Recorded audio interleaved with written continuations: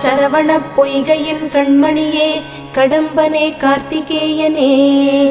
அன்னை அணைத்திட ஆறுமுகமான ஆதிபழனி ஆண்டவனே தேவர்களின் துயர்த்தனை நீக்கிய குஹனே குமரவேலே திருப்பள்ளி எழுந்தருள்வாய் சிரகிரி வேலவா திருமுருகா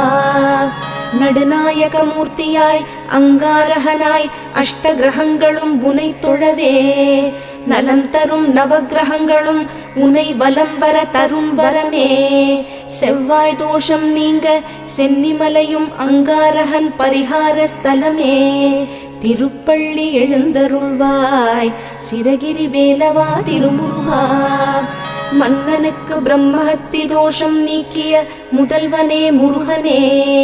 16 திருமூர்த்தங்களின் சாநித்தியமும் சென்னிமலையிலே